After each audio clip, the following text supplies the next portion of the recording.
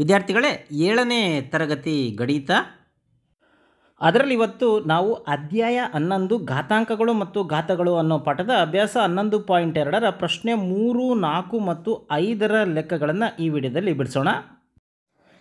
3ನೇ ಲೆಕ್ಕ ಸರಿ ಅಥವಾ ತಪ್ಪು ತಿಳಿಸಿ ನಿಮ್ಮ ಉತ್ತರವನ್ನು ಸಮರ್ಥಿಸಿ ಅಂತ ಕೊಟ್ಟಿದ್ದಾರೆ. ಮೊದಲನೇ ಲೆಕ್ಕ 10 × 10⁻11 = 100⁻11 ಅಂತ ಕೊಟ್ಟಿದ್ದಾರೆ. ಇಲ್ಲಿ LHS ತೆಗೆದುಕೊಳ್ಳೋಣ.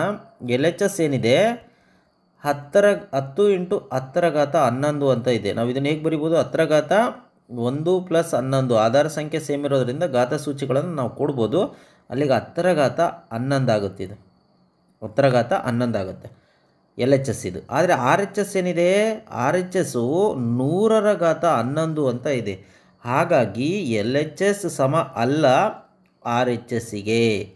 ಹಾಗಾಗಿ ಇದು ತಪ್ಪು. ದೇರ್ಫಾರ್ ಇದು ತಪ್ಪು. ಇನ್ನು ಎರಡನೇದು ಮಾಡೋಣ. ಇಲ್ಲಿ LHS ಏನು ಅಂದರೆ ಲೆಫ್ಟ್ ಹ್ಯಾಂಡ್ ಸೈಡ್ ಅಂತ, ಎಡಬದಿ ಅಂತ ನಾವು ಕನ್ನಡದಲ್ಲೂ ಬೇಕಾದ್ರೆ ಬರ್ಕೋಬೋದು. 2⁻3 2⁻3 ಅಂತಂದರೆ ಎಷ್ಟು? 8. ಇನ್ನು RHS ಅಂತಂದರೆ 5⁻2 5⁻2 ಅಂದರೆ ನಮಗೆ ಗೊತ್ತಿದೆ 5 5 25. 5ಅನ್ನು 2 ಸರಿ ಗುಣಿಸಿದ್ರೆ 25 ಆಗುತ್ತೆ. ಹಾಗಾಗಿ ಇಲ್ಲಿ LHS ಏನಿದೆ? LHS ಯಾವ್ದು ದೊಡ್ಡದಿದು? ಇಲ್ಲಿ ಏನು ಕೊಟ್ಟಿದ್ದಾರೆ? 2⁻3 ದೊಡ್ಡದು ಅಂತ ಕೊಟ್ಟಿದ್ದಾರೆ. 3 ದೊಡ್ಡದಲ್ಲ, ಹೌದಾ? ಯಾವ್ದು ದೊಡ್ಡದು? RHS ದೊಡ್ಡದು. ಸೊ ಹಾಗಾಗಿ ಇಲ್ಲಿ ಇದೇನಿದು? ಇದು ತಪ್ಪು. ದೇರ್ಫಾರ್ ಇದು ತಪ್ಪು. ಬಾಣದ ಗುರುತು ಆ ಕಡೆ ಇದೆ ನೋಡ್ರಿ, ಈ ಕಡೆ ಇದೆ ಅಂದರೆ ಇದು ಚಿಕ್ಕದು ಅಂತ. ಆದರೆ ಇದೇ ಚಿಕ್ಕದು ಫಸ್ಟ್ನೇದು ಅಲ್ವಾ? 8 ಅನ್ನೋದೇ ಚಿಕ್ಕದು. ಹಂಗಾಗಿ ಇದು ತಪ್ಪು ಅಂತ ಬರೆದ್ರೆ ಮುಗಿಯುತ್ತೆ.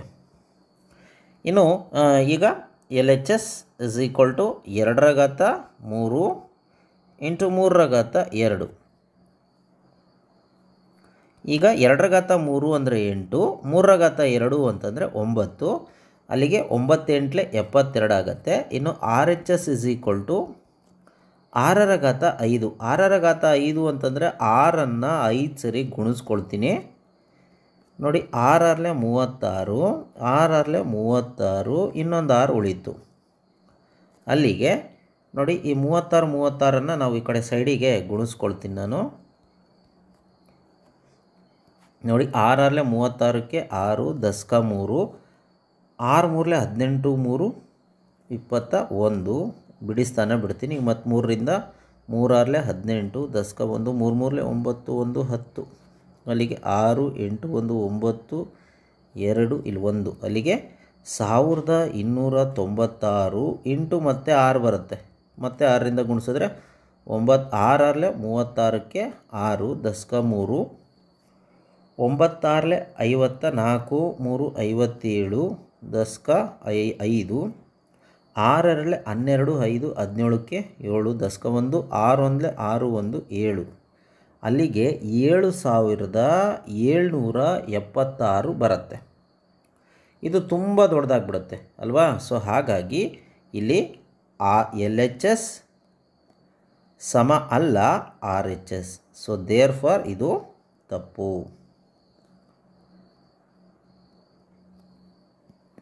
ಇನ್ನು ಇಲ್ಲಿ 4ನೇ ಲೆಕ್ಕ LHS 3⁻0 ಅಂತಿದೆ. 3⁻0 ಅಂದರೆ ಅದರ ವೃತ್ತ ಒಂದೇ ಆಗಿರುತ್ತೆ. ಇನ್ನು ಬಲಗಡೆ ರೈಟ್ ಹ್ಯಾಂಡ್ ಸೈಡು 1000 ಇದರ ಘಾತ 0. ಯಾವುದೇ ಸಂಖ್ಯೆ ಘಾತ 0 ಆಗಿದ್ದರೆ ಅದರ ಬೆಲೆ 1 ಆಗುತ್ತೆ. So therefore LHS = RHS.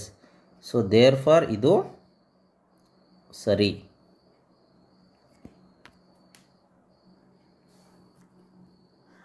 ನಾಲ್ಕನೇ ಲೆಕ್ಕ ಮುಂದಿನವುಗಳನ್ನು ಅವಿಭಾಜ್ಯ ಅಪವರ್ತನಗಳ ಘಾತಾಂಕಗಳ ಗುಣಲಬ್ಧವಾಗಿ ವ್ಯಕ್ತಪಡಿಸಿ ಅಂತ ಕೊಟ್ಟಿದ್ದಾರೆ. 108 × 192 ಅಂತ ಕೊಟ್ಟಿದ್ದಾರೆ. ಫಸ್ಟ್ ನಾವು 192ಅನ್ನು ಏನು ಮಾಡೋಣ? ಅವಿಭಾಜ್ಯ ಅಪವರ್ತನಗಳನ್ನು ಕಂಡುಹಿಡ್ಕೊಳ್ಳೋಣ. 2 2 9 18, 1 ಉಳಿತು. ಅಲ್ಲಿಗೆ 12 ಆಯಿತು. 2 6 12. ನೆಕ್ಸ್ಟು 2ರಿಂದ 2 4 8, 1 ಹೋಯಿತು. 2 8 16. ಮತ್ತು 2ರಿಂದ ಮಾಡೋಣ. 2 2 4, 2 4 8. ನೆಕ್ಸ್ಟ್ 2ರಿಂದ ಮಾಡೋಣ. 2 1, ಹೌದಾ? 2 2, ಮತ್ತು 2ರಿಂದ ಮಾಡೋಣ. 2 6, ಮತ್ತು 2ರಿಂದ 2 3. ಸೊ ಇಷ್ಟು. ನೆಕ್ಸ್ಟು 192 ಒಂದಿದೆ. ಯಾವುದು? 192 ಆಯಿತು. 108 ಅದೇ ರೀತಿ ಮಾಡೋಣ. 2ರಿಂದ ಮಾಡ್ತೀನಿ.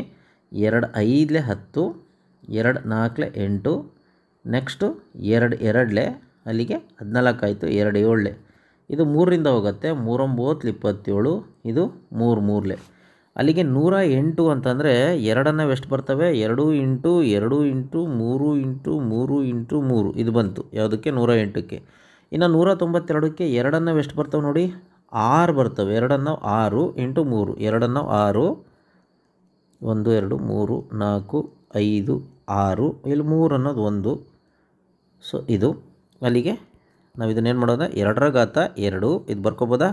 ನೆಕ್ಸ್ಟ್ 3ರ ಘಾತ 3 ಅಂತ ಬರ್ಕೊಳ್ತೀನಿ, ಇಂಟು ಇಲ್ಲಿ 2ರ ಘಾತ 6 ಕರೆಕ್ಟಾ, ಇಂಟು 3ರ ಘಾತ 1.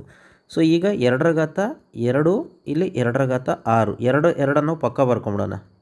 ನೆಕ್ಸ್ಟ್ 3ರ ಘಾತ 3 ಇಂಟು 1. ಈಗ 2ರ ಘಾತ 2 + 6 ಆಧಾರ ಸಂಖ್ಯೆ ಸೇಮ್ ಇರೋದು ಮತ್ತು ಇಂಟು ಚಿಹ್ನೆ ಇರೋದ್ರಿಂದ ನಾವೇನು ಮಾಡ್ಬೋದು, ಘಾತ ಸೂಚಿಗಳನ್ನು ಕೂಡ್ಬೋದು. ಇಂಟು 3ರ ಘಾತ 3, ಇಲ್ಲಿ 3 + 1. ಈಗ 2ರ ಘಾತ 2 6 8 ಇಂಟು 3ರ ಘಾತ 4. ಸೊ ಇದು ಇದರ ಉತ್ತರ, 2ರ ಘಾತ 8 ಇಂಟು 3ರ ಘಾತ 4 ಅನ್ನೋದು ಇದರ ಉತ್ತರ ಆಗಿದೆ.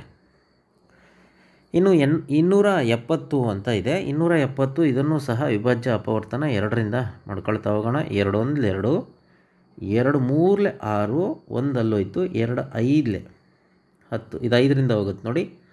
5 2 10, 3 ಉಳಿತು, ಅಲ್ಲಿ 35 ಆಯಿತು. 5 7 35, ಇದು 3ರಿಂದ ಹೋಗುತ್ತೆ. 3 9 27, ಇದು 3 3 ಅಲ್ಲಿಗೆ 270 ಅಂತಂದರೆ 2 ಅನ್ನೋದು ಒಂದಿದೆ, 5 ಅನ್ನೋದು ಒಂದಿದೆ, 3 ಅನ್ನೋ 3 ಇದಾವೆ. ಸೊ ಅಲ್ಲಿಗೆ ಇದನ್ನು ಹೆಂಗೆ ಬರ್ಕೋಬೋದು, 2 ಇಂಟು 5 ಇಂಟು 3ರ ಘಾತ 3 ಅನ್ನೋದು ಇದ್ರ ಉತ್ತರ ಆಗತ್ತೆ. ಇನ್ನು 3ನೇ ಲೆಕ್ಕ 279 ಇಂಟು 64 ಅಂತ ಇದೆ. ನಾವು ಫಸ್ಟ್ ಏನು ಮಾಡೋಣ, 279ನ್ನು ಅದರ ಅವಿಭಾಜ್ಯ ಅಪವರ್ತನಗಳನ್ನು ಮಾಡ್ಕೊಳ್ಳೋಣ. ಇದು ಯಾವುದರಿಂದ ಹೋಗುತ್ತೆ, 3ರಿಂದ ಹೋಗುತ್ತೆ, 9 ಇರೋದ್ರಿಂದ. 3 2 6, ಅಲ್ಲಿಗೆ 1 ಹೋಯಿತು, 12 ಆಯಿತು. 3 4 12, ನೆಕ್ಸ್ಟ್ 3 3 9, ಮತ್ತು 3ರಿಂದ 3 8 24, 3 1 3, ಮತ್ತು 3ರಿಂದ 3 2 6, 8ರಲ್ಲಿ 6 ಹೋದರೆ 2 ಉಳಿತು, 21 ಆಯಿತು. 3 7 21, ನೆಕ್ಸ್ಟು 3 9 27, ನೆಕ್ಸ್ಟ್ 3 3 9 ಆಗುತ್ತೆ. ನೆಕ್ಸ್ಟ್ 64ನ್ನು 2ರಿಂದ ಮಾಡ್ಕೊಳ್ತಾ ಹೋಗ್ತೀನಿ. 2 3 2 2, ನೆಕ್ಸ್ಟು 2 1, ಅಲ್ಲಿಗೆ 12 ಆಯಿತು. 2 6 12, ನೆಕ್ಸ್ಟ್ 2 8 2 4 2 2, ಅಲ್ಲಿಗೆ 279 ಅಂದರೆ 3 ನಾವು ಎಷ್ಟಿದೆ ನೋಡಿ, 3 3 3 6 ಇದೆ. 2 3 4 5 6 ಇಂಟು 64, ಇಲ್ಲಿ 2 ಎಷ್ಟಿದೆ, ಅದು ಸಹ 6 ಇದೆ. ಅಲ್ಲಿಗೆ 2 into 2 into 2 into 2 into 2. So ಅಲ್ಲಿಗೆ 3ರ ಘಾತ 6 ಇಂಟು 2ರ ಘಾತ 6 ಅಂತ ಬರ್ಕೋಬೋದು. ಈಗ ಆಧಾರ ಸಂಖ್ಯೆ ಸೇಮ್ ಇದೆ. ನಾವು ಘಾತ ಸೂಚಿಗಳು ನೋಡಿ, ಆಧಾರ ಸಂಖ್ಯೆ ಬೇರೆ ಬೇರೆ ಇದ್ದು ಘಾತಗಳು ಸೇಮ್ ಆಗಿರೋದ್ರಿಂದ ನಾವು ಹೆಂಗೆ ಬರ್ಕೋಬೋದು, 2 ಇಂಟು 3 ಅದರ ಘಾತ 6 ಅಂತ ಬರ್ಕೋಬೋದು. ಈಗ 2 3 6, 6ರ ಘಾತ 6 ಅಂತ ಬರ್ಕೊಂಡ್ರೆ ನಮಗೆ ಇದ್ರ ಫೈನಲ್ ಉತ್ತರ ಆಗುತ್ತೆ. ಅಥವಾ ನಾವು ಜಸ್ಟ್ ಹಿಂಗೆ ಬರೆದ್ರೂ ಸಾಕಾಗತ್ತೆ, ನಮಗೆ 3ರ ಘಾತ 6 ಇಂಟು 2ರ ಘಾತ 6 ಅಂತ ಬರೆದ್ರೂ ಸಾಕಾಗತ್ತೆ. ಈಗ 4ನೇ ಲೆಕ್ಕ 768. 768 2ರಿಂದ ಮಾಡ್ಕೊಳ್ತಾ ಹೋಗೋಣ. 2 3 6, 1 ಉಳಿತು, 2 8 16, 2 4 8, ನೆಕ್ಸ್ಟ್ 2ರಿಂದ ಮಾಡೋಣ. 2 1 1 2 9 18, 2 2 4, ಮತ್ತು 2 9 18, 1 12 ಆಯಿತು. 2 6 12, ಮತ್ತು 2ರಿಂದ ಮಾಡೋಣ. 2 3 6, ಸಾರಿ 2 4 8, 1 ಅಲ್ಲೋಯ್ತು. 2 8 16, ಮತ್ತು 2ರಿಂದ ಮಾಡ್ತೀನಿ. 2 2 4, 2 4 8, ಮತ್ತು 2ರಿಂದ ಮಾಡೋಣ. 2 1 2 2, ಅಲ್ಲಿಗೆ ಮತ್ತೆ 2ರಿಂದ ಮಾಡಿದ್ರೆ 2 6, ಮತ್ತು 2ರಿಂದ ಮಾಡಿದ್ರೆ 2 3, ಅಲ್ಲಿಗೆ 768 ಅಂದರೆ 2 ಎಷ್ಟಿದೆ ನೋಡ್ರಿ, 4 5 6 7 8, 2 8 ಇದೆ, 3 ಅನ್ನೋದು ಒಂದಿದೆ. ಅಲ್ಲಿಗೆ 1 2 3 4 5 6 7 8 ಇಂಟು 3, ಅಲ್ಲಿಗೆ 2ರ ಘಾತ 8 ಇಂಟು 3 ಅನ್ನೋದು ಇದು ಉತ್ತರ ಆಗಿದೆ. ಈಗ 5ನೇ ಲೆಕ್ಕ, ಇವನ್ನು ಸಂಕ್ಷೇಪಿಸಿ ಅಂತ ಕೇಳಿದ್ದಾರೆ. ಈಗ 2^5 ಅಂತಿದೆ, ಇದನ್ನು ನಾವು ಡೈರೆಕ್ಟ್ ಗುಣಿಸ್ಕೋಬೋದು. ಅಲ್ಲಿಗೆ 2^10 ಇಂಟು 7 ಡಿವೈಡೆಡ್ ಬೈ 8^3 ಅಂತಿದೆ. ನಾವು ಇದನ್ನು ಹೇಗೆ ಬರ್ಕೋಬೋದು, 2^3 ಅಂತ ಇದನ್ನು ಬರ್ಕೋಬೋದು. 2^3 ಅಂತ ಬರ್ಕೊಂಡು ಇಂಟು 3 ಇದೆ, ಅದರ ಘಾತ 3 ಇದೆ, ಇಲ್ಲಿ 7. ಈಗ ನೋಡಿ 2^10 ಇಂಟು 7^3 ಡಿವೈಡ್ ಬೈ ಇಲ್ಲಿ ನೋಡಿರಿ 2, ಇಲ್ಲಿ 3 9 ಆಗುತ್ತೆ ಇಂಟು 7. ಈಗ 2^10 ಇದು ಮೇಲ್ಗಡೆ ತೊಗೊಂಡೋದ್ರೆ 9ನ್ನು -9 ಆಗುತ್ತೆ ಇಂಟು 7^3. ಇಲ್ಲಿ ಏನೂ ಇಲ್ಲ ಅಂದರೆ 1 ಇದೆ, ಮೇಲ್ಗಡೆ ತೊಗೊಂಡೋದ್ರೆ -1 ಆಯಿತು. ಅಲ್ಲಿಗೆ 2^1 ಇಂಟು 7^2 ಅನ್ನೋದು ಇದು ಉತ್ತರ ಆಗುತ್ತೆ. ಇದನ್ನು ನಾವು ಇನ್ನೂ ಸುಲಭ ರೂಪಕ್ಕೆ ಇಡೋದಾದರೆ ಇದನ್ನು 2 × 2 ಅಂತಿಟ್ಟು 7 7 49 ಅಂತ ಬರ್ಕೋಬೋದು. ಈಗ ಇನ್ನೂ ಗುಣಿಸ್ಕೊಂಡ್ರೆ 49 2 9 2 18ಕ್ಕೆ 8 10 1 4 2 8 1 9 98 ಇದರ ಫೈನಲ್ ಆನ್ಸರ್ ಆಗುತ್ತೆ. ಇನ್ನು ಎರಡನೇ ಲೆಕ್ಕ 25 × 5² ಇಂಟು t⁻8 ಅಂತಿದೆ. ನಾವು ಇದನ್ನು ಹೇಗೆ ಬರ್ಕೋಬೋದು ಅಂತಂದರೆ 25ಅನ್ನು 5² ಅಂತ ಬರ್ಕೋಬೋದು. ಇನ್ನು 5² ಇದೆ, ಅದನ್ನು 5² ಅಂತ ಬರ್ಕೊಳ್ತೀನಿ. t⁻8ಅನ್ನು t⁻8 ಅಂತ ಬರ್ಕೊತೀನಿ. 10ಅನ್ನು 5 2 ಅಂತ ಬರ್ಕೊಳ್ತೀನಿ. ಹೊರಗಡೆ 3 ಇದೆ ಅಂದರೆ ಅದರ ಕ್ಯೂಬು ಇಂಟು t⁻4. ಈಗ ನೋಡಿ ಇಲ್ಲೇ ಮೇಲ್ಗಡೆ ಇರ್ತಕ್ಕಂಥದ್ದನ್ನು ಫಸ್ಟು ನಾವೇನು ಮಾಡೋಣ, 5^2 ಪ್ಲಸ್ ಇಲ್ಲೂ ಸಹ 5^2 ಇದೆ ಇಂಟು t⁻8 ಡಿವೈಡೆಡ್ ಬೈ ಇಲ್ಲಿ 5^3. ಇದನ್ನು ಸಪ್ರೇಟ್ ಬರ್ಕೊಳ್ತೀನಿ, 2^3 ಇಂಟು t⁻4 ಅಂತ. ಇಲ್ಲಿ 5^2 2 4 5^4 into t⁻8 divided by 5^3 into 2^3 into t⁻4. ಈಗ ನೋಡಿ 5^4 ಇದನ್ನು ಮೇಲ್ಗಡೆ ತಗೊಂಡು ಹೋಗ್ತೀನಿ, 3ಅನ್ನು -3 ಆಗುತ್ತೆ ಇಂಟು t⁻8 ಇದನ್ನು ಮೇಲ್ಗಡೆ ತೊಗೊಂಡೋದ್ರೆ -4 ಆಗುತ್ತೆ. ಇದು ಕೆಳಗೆ ಅಲ್ಲೇ ಇರುತ್ತೆ 2^3 ಅನ್ನೋದು. ಸೊ ಅಲ್ಲಿಗೆ 5^4ರಲ್ಲಿ 3 ಹೋದರೆ 1 ಇಂಟು 5^1 ಇಂಟು t8ರಲ್ಲಿ 4 ಹೋದರೆ 4 ಇಲ್ಲಿ 2^3. ಸೊ ನಾವು ಇದನ್ನು ಇನ್ನೂ ಫುಲ್ಲು ಫಾರ್ಮಲ್ಲಿ ಹೇಳೋದಾದರೆ 5^1 ಅಂದರೆ 5 ಇಂಟು t⁻4 ಡಿವೈಡ್ ಬೈ 2^3 ಅಂದರೆ 8. ಅಲ್ಲಿಗೆ ಫೈನಲ್ ಆನ್ಸರು 5 t⁻4/8 ಅಂತ ಬರೆದ್ರೆ ಮುಗಿಯುತ್ತೆ.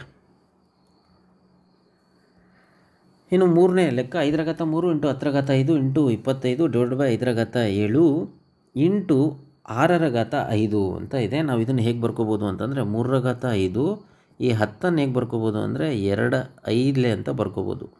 2 5 10 ಇಂಟು 10^5 25 ಅಷ್ಟೇ 5² ಅಂತ ಬರ್ಕೋಬೋದು. ಇನ್ನು ಇಲ್ಲಿ 5^7 ಇದೆ, ಇಲ್ಲಿ 6ಅನ್ನು ಹೇಗೆ ಬರ್ಕೋಬೋದು ಅಂದರೆ ನೋಡಿರಿ 3 2 ಅಂತ ಬರ್ಕೊಳ್ತೀನಿ, ಯಾಕಂದರೆ 6ಅನ್ನು 3 2 ಅಂತ ಬರ್ಕೋಬೋದು.